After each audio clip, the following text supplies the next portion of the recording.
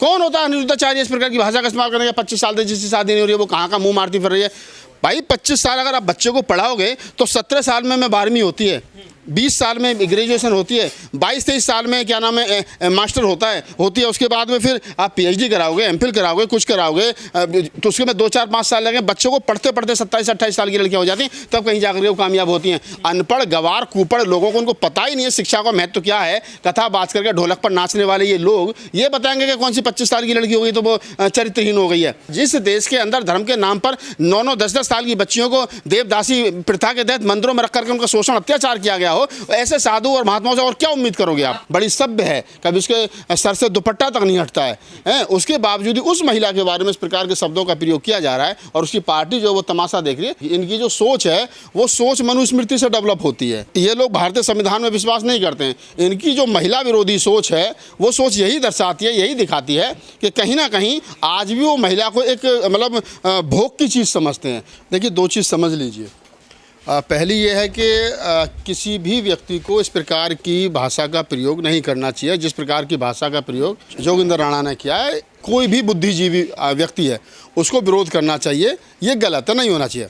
रहा सवाल शादी का, तो मर्जी से कोई किसी के साथ शादी कर सकता है, मर्जी से अकबर की जोधा बन सकती है, लेकिन आप इस प्रकार की भाषा का इस्तेमाल करके ये कहना चाहोगे नहीं, मतलब वो तंज कसने की कोशिश करें। तंज, जिस भाषा में तंज कसा जाता है कि मैं इकरा हसन से निकाह करना चाहता हूँ, तो इस प्रकार की भाषा का विरोध होना चाहिए। और ख़ासतौर से मैं तो अभी तक समाजवादी पार्टी को देख रहा हूँ कि उनके किसी बड़े नेता ने इसका विरोध नहीं किया है। तो उनके प्रवक्ता को चाहिए, चाहे तो राजकुमार भाटी हैं चाहे अन्य लोग हैं, उनको चाहिए कि वो इसका विरोध करें।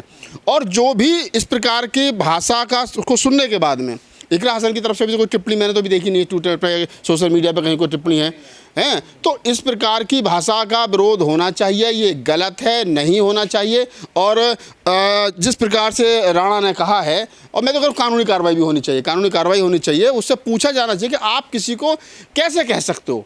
नहीं, वो सुंदर होना, कुंवारा होना, नहीं सुंदर होना, आदमी जहाँ जिसका मन करेगा लड़की वहाँ शादी करेगी। आपके कहने से थोड़ी करिए आप सुंदर हैं, कुंवारे हैं, जैसे भी हैं, जो भी हैं।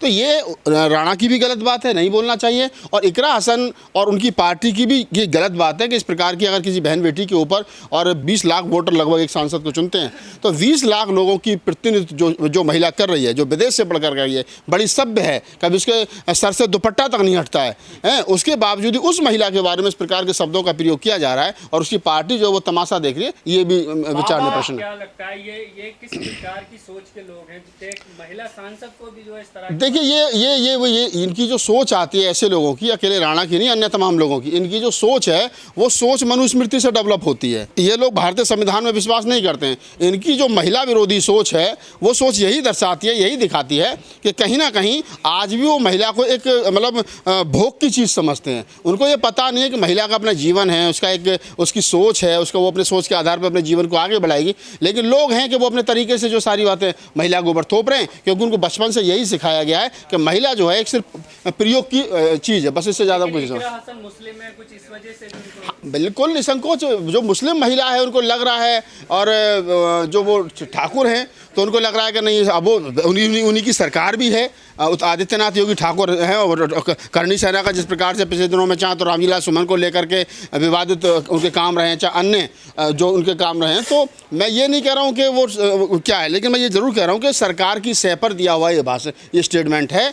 और सरकार नहीं तो कोई भी सभ्य व्यक्ति, किसी भी सभ्य समाज में अगर हम रहते हैं तो इस प्रकार की भाषा का विरोध चाहे तो सरकार पक्ष की हो चाहे विपक्ष हो, सबको करना चाहिए। लेकिन इसके पहले बयान और वायरल हो रहा है अनिरुद्धाचार्य का, वो कह रहे कि जो युवती 25 साल तक शादी नहीं करती है, कोई भरोसा नहीं है कि वो कहाँ कहाँ मुंह मार कर आई है। उनके जो शब्द हैं ये समाज में जहर घोलने का काम कर रहे हैं महिलाओं को लेकर। महिलाएं सबसे ज़्यादा जाती हैं उनकी कथा सुनने।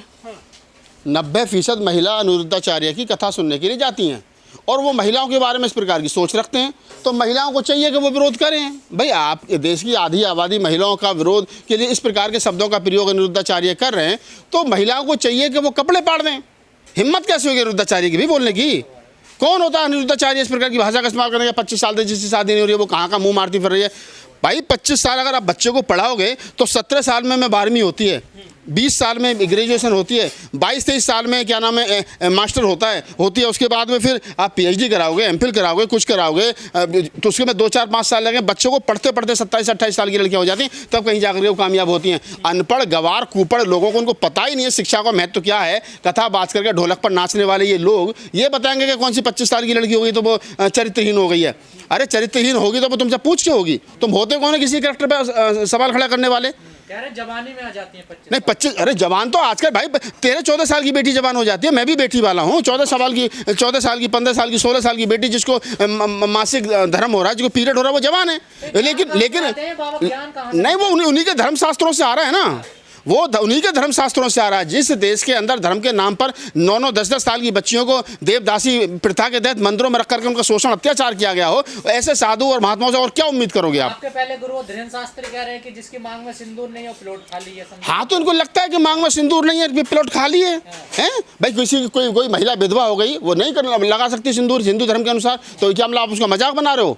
वो विधवा महिला का मजाक बना रहे हो जो श्रृंगार नहीं करती है। और ये बाबा महिलाओं पे ध्यान रखते हैं, कौन सा प्लॉट खाली है, कौन सी 25 साल की है, यही काम है क्या बाबा? बाबा 80% बाबा बने ही इस चक्कर में, महिलाओं को ताड़ने के चक्कर में। इनका कोई धर्म से लेना देना नहीं है। ये जितने बाबा घूम रहे हैं ना, ये बाबाओं के जो ढाबे चल रहे हैं, ये बाबाओं के ढाबे सिर्फ इसलिए चल रहे हैं कि महिलाओं को ताड़ सकें, महिलाओं से हंसी मजाक कर सकें। कृष्ण के जीवन में 16,000 गोपिकां बताते हैं। ये मुझे तो पता नहीं कितनी थी, ये बताते हैं कि 16,000 गोपिकाएं कृष्ण की थी। अब कृष्ण और उन गोपिकाओं की कहानी सुना करके ये जो मनोरंजन का साधन इन्होंने बना रखा है कथाओं के नाम पर, और उनमें अश्लील बातों का, अश्लील शब्दों का प्रयोग कर रहे हैं ये लोग, तो इनको पता नहीं है कि क्या कर रहे हैं। ये समाज को, भारतीय संस्कृति है, हिंदुओं की सनातन संस्कृति यही है। देखिए, सनातन संस्कृति तो ये नहीं है। सनातन एज धम्मो सनातनो, बुद्ध ने कहा है। तो बुद्ध सही माने में, पहले तो मैं इनसे बड़ा नाराज हुई, तय कर लें कि ये सनातनी है या हिंदू हैं। सनातनी वो होता है जिसमें जो नेचर पर डिपेंड करता हो, जिसमें कोई बदलाव ना कर सके। ये कहे कि सनातनी इनका मन कर जाए तो ये, अगर इनको 2 पैसे ठीक मिले तो ये भगवा उतार के हरा पहन के मजार पे बैठ जाए चंदा लेने के लिए। भाई सनातनी तो सही माने में इस देश के बुद्धिस्ट लोग हैं, ठीक है? ये सनातनी नहीं है, ये तो सनातन को बदनाम कर रहे हैं। तो इलाज क्या है इन बाबाओं का इलाज ये है कि ये जितने बाबा इस प्रकार की भाषा का इस्तेमाल कर रहे हैं, क्योंकि सरकार की सह पे कर रहे हैं, सरकार के इशारे पे सब कुछ चल रहा है। जिस दिन बेटी बचाओ बेटी पढ़ाओ का नारा लेके चल नहीं, आपने गलत सुना। सरकार ने ये कहा था बेटी पढ़ाओ और बेटी बचाओ, तो जवान ही तो फिसले, जवान कई बार सही बात भी निकल जाती है, और उसी चक्कर में बहुत सारे बाबा ठगे गए, मारे गए बेचारे। बहुत से मालिश करवा रहे थे, बहुत से कुछ करवा रहे थे, आपने देखा वो सारी चीज़ें। तो मैं आपसे ये कह रहा हूँ कि सरकार के इशारे पर ये सारा काम धंधा जो इनका चल रहा है, जिस दिन सरकार चेंज होगी और कोई संविधानवादी वैज्ञानिक सोच का व्यक्ति देश का प्रधानमंत्री बनेगा, सबसे पहले ये बाबा आसाराम की तरह जेल में जाएंगे। चाहे वो ये जितने बाबा हैं, ये सारे के सारे बाबा जेल जाने का काम कर रहे हैं। और जो भी विपक्ष की पार्टियां हैं, जब भी वो सत्ता में आएंगी, वो पूरी फाइल तैयार कर रही हैं। इनकी पता चलेगा किसने किस समय कौन सी स्टेटमेंट दी थी। योगेंद्र राणा ये कह रहे हैं कि मेरी तरफ से इकरा हसन को छूटे मेरे घर आएगी तो नमाज भी पढ़ सकती है, नमाज पढ़ने की इजाजत देने वो। हाँ, तो भाई वो जो कह रहे हैं उनके यहाँ तो होता रहा है ना ये। भाई उनको क्या चाहिए? उनको वर्तमान में वो इस्लाम को टारगेट कर रहे हैं इकरा हसन के आधार पर, इकरा हसन का नाम लेकर के हिंदुओं को खुश करने की कोशिश कर रहे हैं कि देखो साहब, हमारे एक ठाकुर समाज के आदमी ने ये कह दिया कि इकरा हसन को दे दिया कि आइए हम आपसे शादी करेंगे, निकाह कर लिया और क्या नाम हम नमाज भी पढ़वाएंगे। तो ये क्या ना, ये गुदगुदी वाली चीज़ बातें हैं सब। इनके कोई हाथ पैर नहीं है, लेकिन हाँ, निसंकोच रूप से ऐसे लोगों पर कानूनी कार्रवाई होनी चाहिए। ये समाज के लिए घातक है, लोकतंत्र के लिए घातक है, जमहूरियत के लिए घातक है। जो प्रगतिशील महिलाएं हैं वो कहाँ हैं आजकल, जो फिलिस्तीन के लिए, दूसरे देशों के लिए आंदोलन करती हैं, क्यों नहीं आ रही है? हाँ, तो वो उन्हीं का तो बाबा है, उससे कोई दिक्कत नहीं है। मैंने क्या कहा, देखिए आज की तारीख में कावड़ का उत्सव चल रहा है।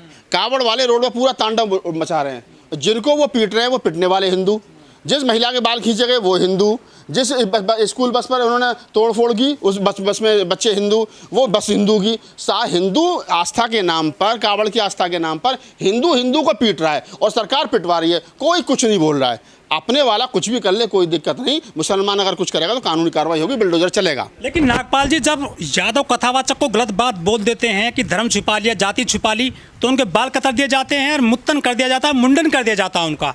लेकिन ऐसे बाबाओं पे कोई उंगली नहीं उठा रहा है हिंदुओं में। मनुस्मृति के आधार पर ब्राह्मण को सजा देने का कोई प्रावधान नहीं है। ब्राह्मण को सजा देने का कोई प्रावधान नहीं है। तो मनुस्मृति के सोच के ये लोग हैं, लिहाजा इनके खिलाफ कोई कानूनी कार्रवाई नहीं होगी, इनके संविधान कुछ नहीं है। जब शंकराचार्य और तमाम वो लोग कहते हैं कि हमारा जो मनुस्मृति पवित्र ग्रंथ है, वो आज भी उसको पवित्र मानते हैं, जिसमें आधी आबादी महिलाओं को पढ़ने से रोका गया, उनको देवदासी प्रथा करने के लिए उनको स्तन तक नहीं ढकने दिया गया, वो उस धर्म ग्रंथ को आज भी पवित्र मानते हैं। चौथाई आबादी इस देश के जो दलित हैं, जो अछूत हैं, उनको शिक्षा से, पानी पीने से सबसे वंचित किया गया, तो उनके लिए वो पवित्र ग्रंथ है, उनके लिए संविधान पवित्र ग्रंथ नहीं है। तो ऐसे लोगों के बारे में क्या ही चर्चा करोगे।